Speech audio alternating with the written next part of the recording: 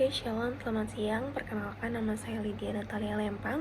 Saya akan memaparkan materi mengenai analisa break-even dan pengaruh pajak terhadap perencanaan bisnis perusahaan. Yang pertama, apa itu bisnis? Bisnis adalah kegiatan di mana seorang atau sekelompok orang membuat, menjual barang, menukar barang atau jasa dengan tujuan untuk mendapatkan keuntungan. Dalam bisnis, orang berusaha menciptakan ide-ide baru, mengembangkan produk atau layanan yang bermanfaat bagi orang lain. Badan usaha berdasarkan bentuk hukumnya terbagi menjadi dua, yaitu badan usaha yang bukan berbadan hukum adalah perusahaan swasta yang didirikan serta dipunyai oleh beberapa orang pengusaha. Secara kerjasama, jenis perusahaan ini bisa menjalankan usaha dan bidang perekonomian, contohnya perusahaan perorangan dan perusahaan persekutuan seperti firma atau tidak CV. Dan selanjutnya ada badan usaha yang berbadan hukum, perusahaan yang biasa dipunyai oleh swasta ataupun negara, bisa juga berupa perusahaan persekutuan. Jenis perusahaan ini didirikan serta dipunyai oleh beberapa orang yang pengusaha baik negara ataupun swasta yang dapat memenuhi syarat sebagai badan hukum. Selanjutnya, analisis break-even. Break-even point diartikan sebagai suatu titik atau keadaan di mana perusahaan atau operasinya tidak memperoleh keuntungan dan tidak menderita kerugian. Dengan kata lain, keadaan itu keuntungan atau kerugian sama dengan nol. Analisis break-even secara umum dapat memberikan informasi kepada pimpinan bagaimana pola hubungan antara volume penjualan, cost biaya, dan tingkat keuntungan yang akan diperoleh pada level penjualan tertentu, seperti penjualan minimal yang harus dipertahankan agar perusahaan tidak mengalami kerugian penjualan. Nah, yang selanjutnya yaitu salah satu kelemahan dari break-even adalah bahwa hanya ada satu macam barang yang diproduksi dijual jika dari satu macam kombinasi atau komposisi penjualan akan tetap konstan. Selanjutnya, anggapan dan keterbatasan analisis break-even. Yang pertama yaitu bahwa biaya harus dapat dipisahkan atau diklasifikasikan menjadi dua, yaitu biaya tetap dan biaya variabel. Prinsip validasi biaya dapat diterapkan dan yang tetap. Yang selanjutnya, bahwa biaya tetap secara total akan selalu konstan walaupun mengalami perubahan dalam produksi. Selanjutnya, yang ketiga, biaya variabel akan berubah secara proporsional atau sebanding dengan perubahan volume penjualan dan adanya sinkronisasi antara produksi dan keadaan penjualan. Dan selanjutnya yang keempat, bahwa harga jual produksi tidak berubah-ubah pada berbagai tingkat kegiatannya seperti di gambar ini. Selanjutnya, margin of safety.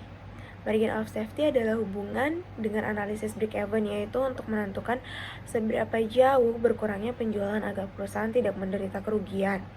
Nah, selanjutnya, perusahaan yang mempunyai margin of safety yang besar itu adalah lebih baik karena hal ini menunjukkan indikasi atau memberikan gambaran kepada perusahaan berapakah penurunan penjualan yang dapat ditolerir sehingga perusahaan tidak menderita kerugian tetapi juga belum memperoleh laba. Present margin of safety dapat dihubungkan secara langsung dengan tingkat keuntungan perusahaannya. Selanjutnya yaitu pengaruh pajak atau terhadap kebijakan perencanaan bisnis perusahaan.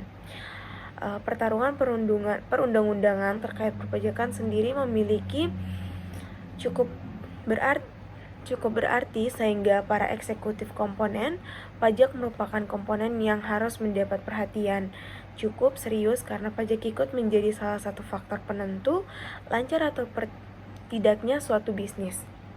Membuat perencanaan pajak dengan cara membuat perkiraan terhadap usaha transaksi adalah supaya hitungan pajak tidak terlalu besar serta tidak melanggar peraturan pajak. Estimasi pajak merujuk pada proses memperkayasa usaha. Oke, yang selanjutnya yaitu 5 pengaruh pajak terhadap perusahaan. Yang pertama, mendorong perusahaan menjadi besar. Jika perusahaan ada terkena pajak dan berproses menjadi usaha normal, maka perusahaan Anda dapat mengurus pembayaran pembayaran ke perbank. Langkah ini akan mempermudah bisnis yang Anda jalankan dari menjadi perusahaan yang menengah dan kemudian menjadi besar dan profesional. Yang selanjutnya yaitu pajak menentukan nilai akhir besar laba perusahaan. Beban pajak langsung pada umumnya ditanggung oleh badan yang memperoleh atau menerima penghasilannya. Pajak akan dikenakan terhadap penghasilan perusahaan yang diperoleh itu dianggap sebagai beban wajib yang dibayarkan dalam menjalankan kegiatan usaha. Yang ketiga yaitu melaksanakan perencanaan pajak dalam manajemen pajak. Dalam praktik dunia bisnis, manajemen pajak dilakukan oleh perusahaan sebagai salah satu cara untuk memenuhi kewajiban pajak, baik dengan pajak yang dibayarkan dan dapat ditekan serendah mungkin untuk memperoleh laba yang diharapkan. Manajemen pajak diawali dahulu dengan perencanaan pajak atau tax planning. Tax planning tetap berdasarkan peraturan-peraturan pajak, tetapi berbeda dengan tujuan pembuatan peraturan. Oke, yang selanjutnya yaitu kurang bayar pajak cederai perusahaan. Nah, ini apabila dalam seluruh kegiatan usahanya, perusahaan kurang membayar pajak dalam jumlah yang besar, maka akan berakibat buruk untuk mencederai citra dan reputasi perusahaan yang telah dibangun. Cara efektif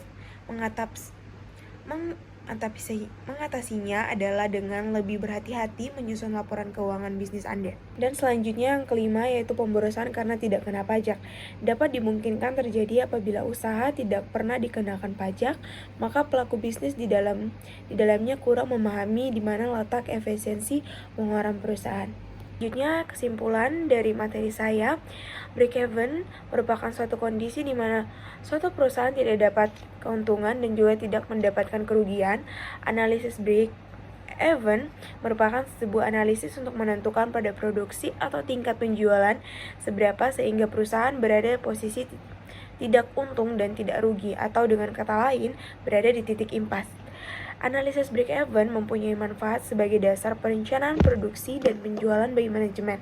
Akan tetapi, di balik kegunaan analisis ini juga menyimpan kekurangan-kekurangan berkaitan dengan literacy, klasifikasi biaya, jangka waktu, penggunaan metode menghitung break-even.